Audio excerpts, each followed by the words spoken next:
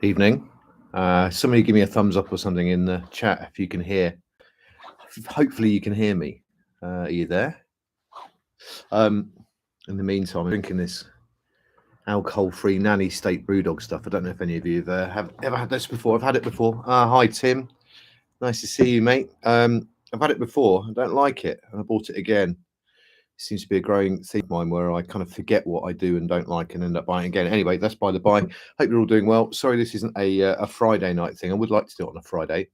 And apologies for like the super wide angle camera. Can't seem to get it any narrower. So you've literally got a whole view of my massive office. Well, it looks massive on the widescreen. Anyway, here's what I wanted to talk about tonight. Three things really. I won't keep you for more than half an hour, but we'll just kind of work my way through some of the stuff that I'd normally make a video about. Hi, Dave. Who's Virtual Insanity? Who's that? Hey, whoever you are. Good to see some of you out there. So the plan tonight is I'm going to talk to begin with about the training I've done in the last 4 weeks. I kind of set myself this target of doing 6 weeks. I did an FTP test, lactate test, 4 weeks ago. So I'm 2/3 of the way, and I'm going to talk about how that's going because it's going well. So why not talk about it because it's going well? If it wasn't going well, I wouldn't talk about it. And then I wanted to talk about the challenges that I set myself for this year and how it fits into a bigger picture. And then if I've got time, I kind of something that's been going around my mind over the last few days is this idea of what adventure is, what it is and what that means to different people. And anyway, I've got some thoughts and I want your thoughts on it too. Oh, Russ. Okay. Hi, Russ. Sorry, Russell. Russ. That's Russ. Hi, Helen. Okay, plan. So let's start off with so how the last 4 weeks have gone. So apologies for the coat as well. It's not because I'm cold, it's because this hoodie's filthy. All right, before I forget as well, if you could do me a favor, he says, doing his best Wayne's World impression. He had his own channel as well, didn't he? So I kind of fit into that, but I found myself doing this kind of Wayne. Anyway, before I forget, when this is finished, YouTube doesn't count the views when they're live. If you don't mind, could you let it just run after it's finished and it's uploaded itself? If you don't mind watching it again, you have to watch it again. Just let it run. That'd be really helpful for the watch hours. Anyway, no, I'm sure you haven't, Jenny. I can imagine Jenny's a physio, and I'm sure she's wrenching people around whilst this is on in the background. I'm sure they're well chuffed about that. Right, okay, let's start. So training stuff, the last 4 weeks of 6, so 2/3 of the way through. Nice and consistent. A lot of the hours have been from commuting. So just to give you a little bit of a rundown, the last 4 weeks in terms of times and distances and stuff, kind of had a little bit of a build and then a little bit of a mini recovery from this last week. So week 1, which was the first week of February, did 10 hours of training, and then week 2 was 11.5 hours of training, and then week 3 was 9.5 hours. So dropped that down a little bit, and then this last week, week 4, 14 hours of training. Most of that on the bike, some of that on the run. So total distances, again, kind of building up. So weirdly, 238 kilometers of mainly bike riding in week 1, and then 237 in week 2, which is kind of a bit nuts. And then dropped down to 199 to 200 kilometers in week 3, and then whopped it right up to 300 kilometers in week 4. So it's kind of, I've done a little bit of a mini recovery, and I'm doing that again this week, another little mini recovery before I build into the last week 6. So for those of you that really care about this stuff, like the training stress score that's in Training Peaks. Yeah, we're talking about people that call themselves pro cyclists, the YouTube influencers and stuff who managed to knock out a whopping 50 kilometers a week. So yeah, hey Stefan, nice to see you, mate. That was a good ride we had a couple of weeks ago back, Stefan and his wife. So Lizzie, that was great fun. I really enjoyed that, mate. It was a belter. We'll talk a little bit more about commuting in a bit when we come to adventure, because that's something I want to talk about. But training stress score, again, it's kind of been up and down. 627 TSS week 1, 826 in week 2, then dropped down a little bit, 702, and then nearly 1,000 TSS in this last week, mainly because we did a bit of a bigger gravel ride on Sunday. Me and Dave and Chrissy and Kate went out and did sort of 70k-ish, and it didn't quite go to plan because I had planned and then just one of those unforeseen circumstances where I thought I was doing the right thing of changing some equipment over on the bike to make it run better, and actually it caused a bit of a problem. So totally my fault, totally my lookout.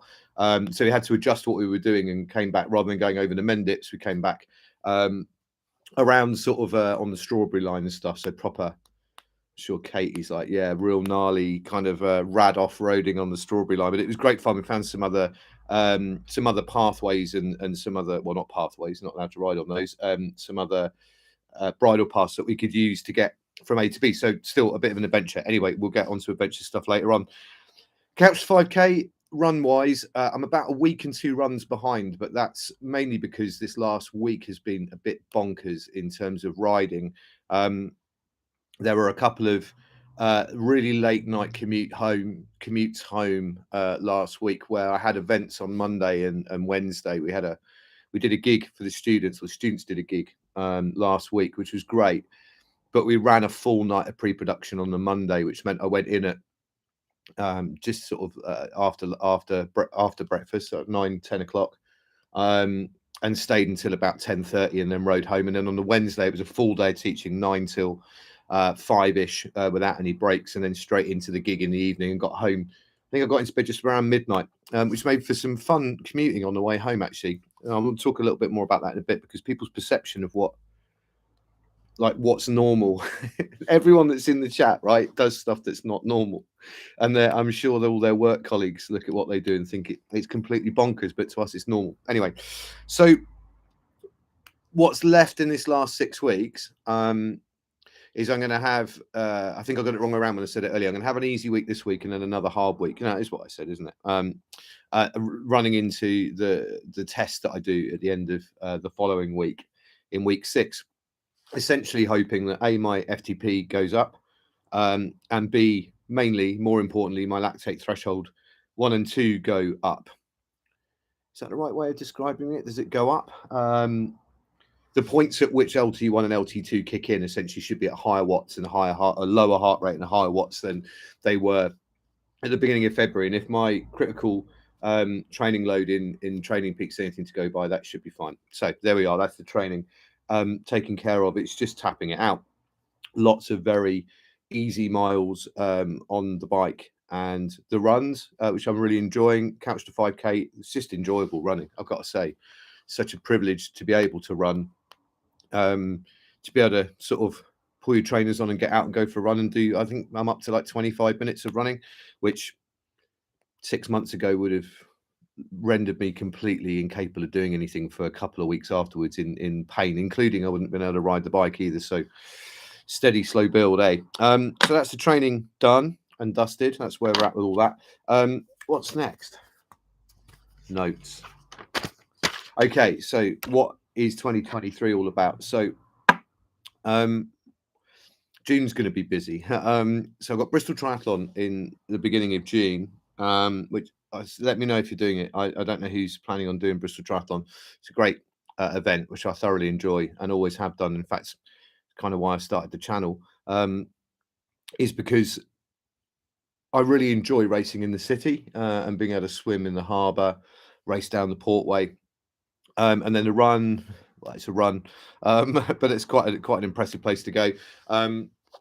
So that's at the beginning of June, and then after that, I'll try and explain how this fits into a much bigger picture, really. But there's something called Grit Fest that is happening in June, which is a 3-day off-road gravel festival over in the Black Mountain area of Wales, between the Cambrian Mountains and Black Mountain, which I'm really looking forward to. I'm nervous because I've never done anything like this before, and I'm also quite excited. I think I'll be all right by the time I get to that. It's about 100 days time. Not that I'm keeping a close eye on the days.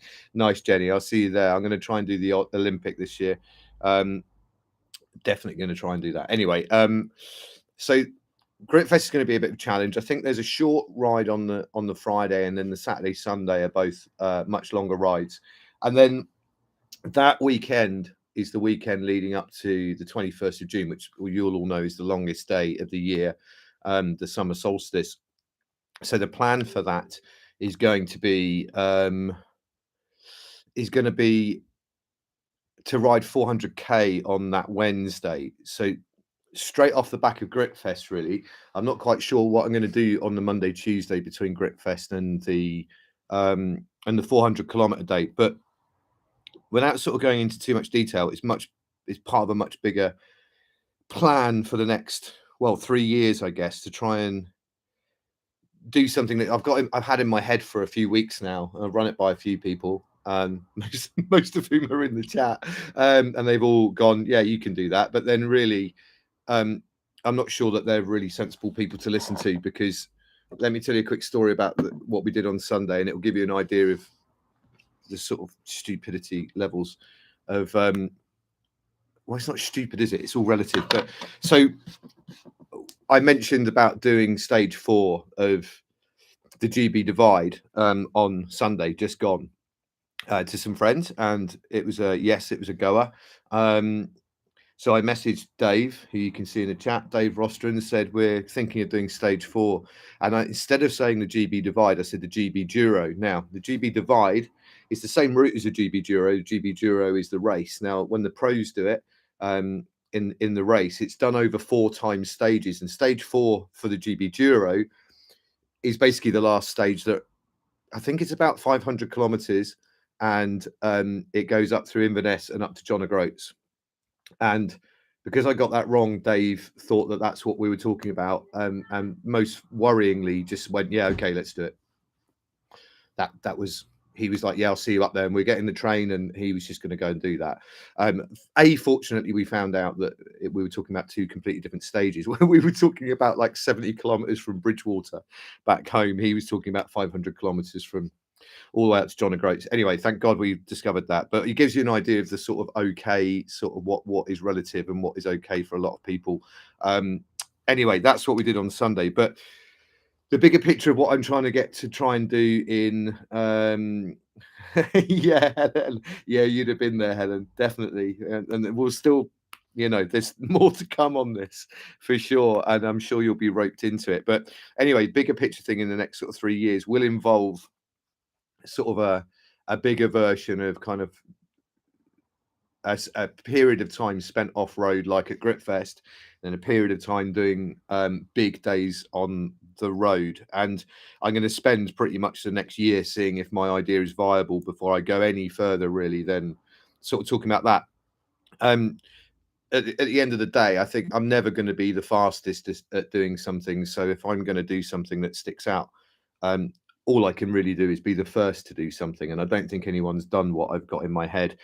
All of this came about, this idea, which I will talk about probably at the end of this year if I got it all sorted. But this is what happens when my headphones stop working when I'm riding into work. My bone conducting headphones, my brain just takes off and comes up with stupid ideas.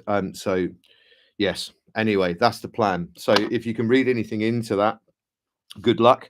But yeah, 3 days off road at Gritfest, and then 400k on the longest day. If anyone fancies coming and joining me on the 400k, that'd be great company. Otherwise, I'm probably going to go completely bonkers. Hi, Dave. Who's that? Oh, Ian. Sorry. Hi, Ian. So in the chat, if any of you can see Goggles, Tires and Trainers, that channel, if you're not following it, you need to go and follow that. He's a brilliant athlete, only lives over the water from me in Forest of Dean, and just coming back from injury and illness and loads of things going on. And Ian's fantastic. You need to go and follow his channel. So he's uploading videos. I haven't got much else booked in for 2023 because I need to do more. I need to do more of the GB Duro route towards the end of the year. So what I'd really like to do before the summer's out, I've really got to stop doing my Wayne Campbell impressions, haven't I? Sorry, I don't know what to do about my hair still. Every time I talk about my hair, I really would, before the summer, I'd really like to try and get from Land's End up to here on the GB Divide. That's probably sort of something for the end of the summer. Anyway, that's it. So that's that bit. So the last thing I wanted to talk about was kind of this idea of adventure, and kind of what it. How are we doing for time? Oh man, I'm ahead of schedule. The idea of sort of what adventure means, and when I rode home on the Wednesday night after the gig, say I got back about midnight. I had to be back in the next day on Thursday to start doing lectures at 9 o'clock. And when I got into work the next day, one of my mates who I've known for years, knows ride bike and everything, he was like, "I can't believe you've done that. You know, I can't believe you rode home. I can't believe that you sort of rode back in the next day." And part of me was sort of thinking, well, you know, part of that is because of my commitment to commuting, and I really want to make sure I do that. I don't really want to have any excuses. Um, so it's dark. It's sort of dark at 4:30, 5 o'clock earlier in the winter. So, you know, even finishing work at a normal time resulted in a dark ride home, and weirdly had those northeasterlies, didn't we? That kind of meant I had a tailwind home, which was unusual as well. So it wasn't even that bad. And sort of there was this strange sort of thought process that went through my head. Two things really. One was this sort of natural. It's very easy to slip into the idea of kind of just going, "Oh yeah, I'm really tired." You know, "Oh, you must be exhausted." "Yeah, no, I'm really tired." And I found it really quite an easy thing to have agreed with people on. Um, but the fact of the matter is, I didn't feel that tired. It's hard to explain, isn't it? Unless you know. But I think sometimes it's very easy for us just to kind of whinge and moan about stuff because it's on our doorstep. People knew I'd ridden in and ridden back and stuff, so I could have easily kind of played up on that. And but in the bottom line is, you know, it probably took me as long to ride home as it did a lot of people to drive home. And in actual fact, I probably arrived home in a better condition than they did. Had a shower and went to bed and slept quite well. Thank you very much. And woke up the next day feeling quite refreshed. So, you know, that was the first thing that struck me, was that I think sometimes we play up to a stereotype or something, don't we? At least I sort of had to resist that temptation just to go, yeah, I'm tired, or I'm exhausted. Oh, that was a tough ride home, you know. Really had to. It was really easy. It was super easy. I really enjoyed it. I think on the Monday night I counted 3 cars that went past me. Um, all the way home, right the way from the centre of Bristol, all the way back to Clevedon, and there were 3 cars in total. It was fantastic. It's probably one of the nicest rides I've ever had in my life. So that was the first thing. The other thing was this idea of, with the bigger picture for 2026, the idea of like, when does an adventure start? At what point are you starting to have an adventure? And I think because I've got this big idea in my head that, you know, when I did the Grand Tour, for example, did the adventure for that start at stage 1 and end with stage 21, or does it begin before then? Does it start when the idea happens? Because then everything's kind of framed by that for a while, isn't it? And I know that with this idea for 2026, almost everything that I'm now thinking about is part of it. The ride we did on Sunday, Gritfest, riding from Land's End back to here, all those things are going to be sort of part of the process and part of the big adventure. And then you kind of go, well, possibly isn't the whole idea of life is to be a big adventure? And you kind of start to end up disappearing into this cycle of logic that doesn't make any sense. Yeah, exactly, Ian. Isn't the adventure part planning? Hang on, isn't the adventure part planning part doing? Is that me that can't read that? The dyslexic drummer. But yeah, if you're saying is the planning part of the adventure, then yeah, I totally think it is. I think the minute I had an idea, whenever it's been, whether it's been to do with music or um, you know, riding my bike, or a film idea or whatever it is, the minute I have that idea, the adventure starts. And I really find that quite exciting. And you have all these little mini adventures on the way, you know. Um, and it started getting me thinking about this whole concept of what an adventure is. And I've started doing a bit of reading on it. I'm kind of partway through making a video about it, actually. But there's this guy called John Levy, who I've sort of come across, who wrote a book called The 2 a.m. Protocol or something like that. I haven't read it, and I don't think I will read it, because his sort of main sort of idea is kind of almost like social adventure, you know, like jetting off around the world, or going and partying, or crashing famous people's parties, or you know, that kind of idea of adventure, the sort of thing that, you know, 15, 20, 10 years ago, 10 months ago, I probably would have been up for doing, but I kind of hopefully have left that world behind a little bit. But he sort of has these 3 rules of something that constitutes being an adventure. He says it needs to be remarkable and exciting. And I thought to myself, well, that's a really terrible start because ultimately, who does it need to be remarkable and exciting to? Um, because there's a lot of things that we do, all of us in the chat. I look down here and I'm like, we do stuff that most of the people that we work with or that we know are our family, which really wouldn't find it remarkable or exciting for us to talk about at all. So does it need to be remarkable and exciting to our peers? But anyway, this is his first rule. Anyway, it needs to be remarkable and exciting, and I kind of get what he's saying. I'd like to think it begins with the idea as well. It really makes the hard work more fun. Yeah, totally. You know, you start to everything you do day in, day out gets reframed by it, doesn't it? You know, now I'm thinking about where people I know live in the UK and trying to sort of piece together little ideas. Anyway, I'm giving too much away. The second rule is that it has to have elements of either risk or adversity or both. And I kind of get this to some extent, that there has to be some element of risk or adversity. You have to overcome something. And it's the same in storytelling, in any kind of good story. There's risk and adversity in that. Without it, there isn't a huge amount of story, for us to engage with. And I guess that's maybe what it is. Maybe there's more. Maybe there's a level of parity between story and adventure than there is what this chap's talking about. Anyway, risk and adversity, I get it.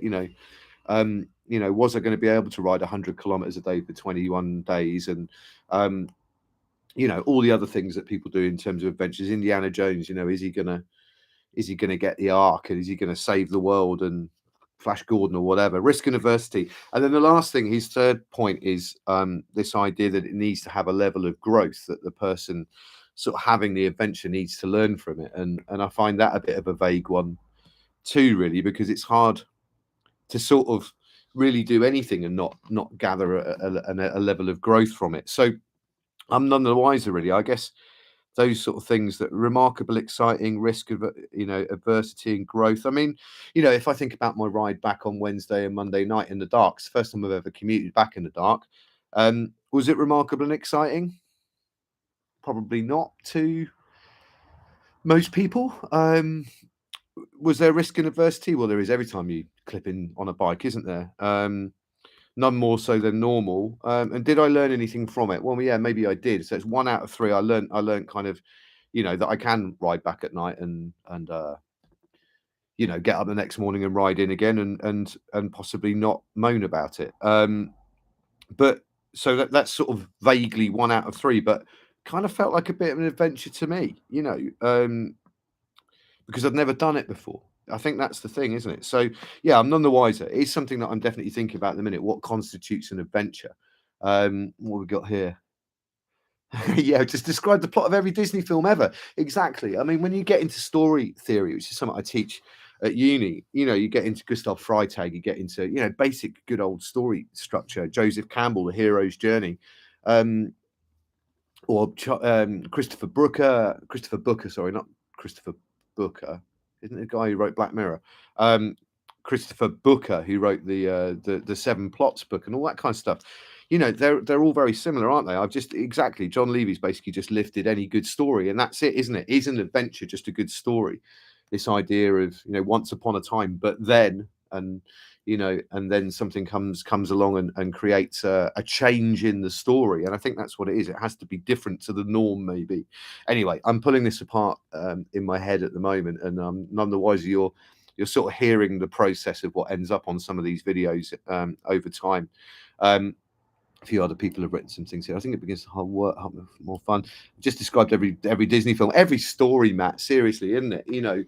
Seriously, it's like once upon a time, and if there wasn't this moment of change, what Gustav Freytag calls the inciting incident, where there's this fork in the road, something happens, fairy godmother, or whatever, Gandalf arrives, or whatever it is. There's suddenly this inciting incident that causes the story to go off on a tangent.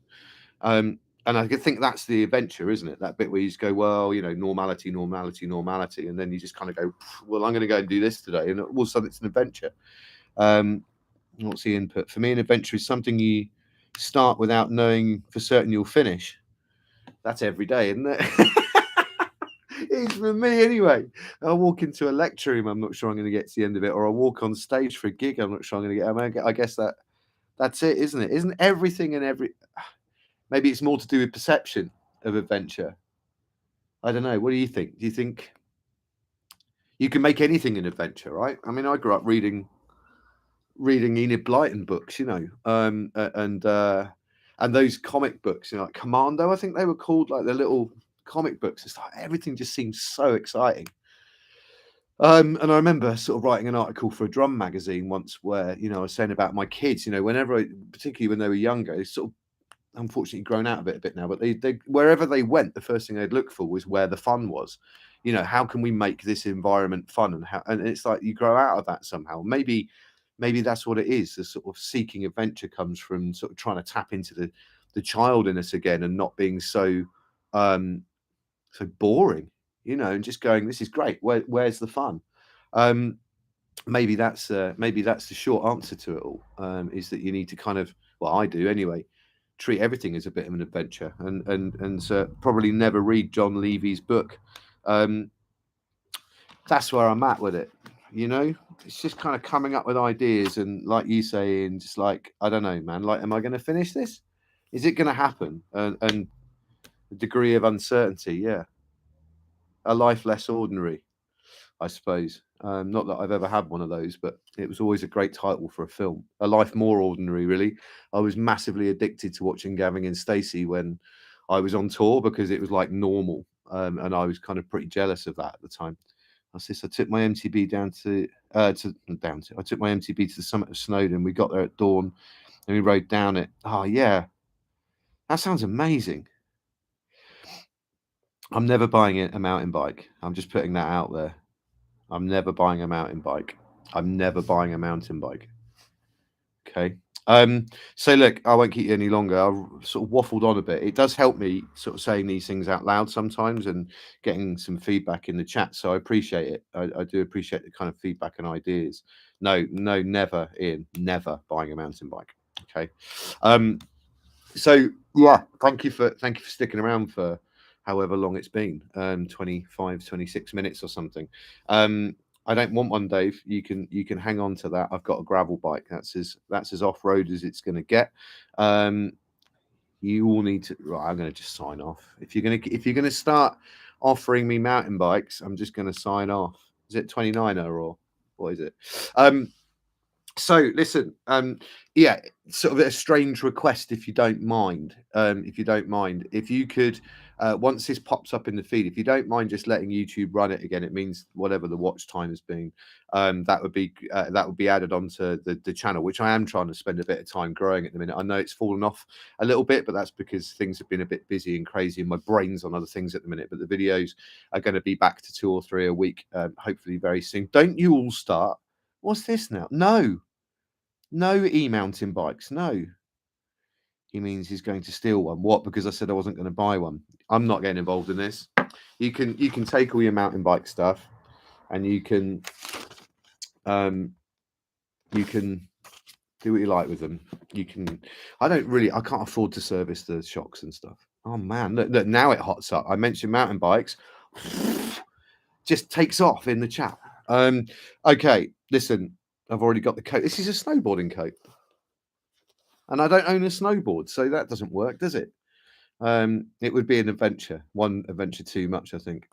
I'm going to go. I'm going to leave you to it. So I still haven't drunk this. I probably won't drink it. I probably won't drink this or read John Levy's book, but I will continue to do a bit of digging into adventurizing and see what I can find out about it. So I'm going to stop reading the chat because it's starting to make me quite upset. So listen, thank you very much for sticking around. Give me a thumbs up, won't you, and leave a comment once it does go up, and I will see the rest of you or all of you at some point on the road, hopefully, and I will see you very soon. I'm now waffling. Take care. Have a good week. Bye-bye.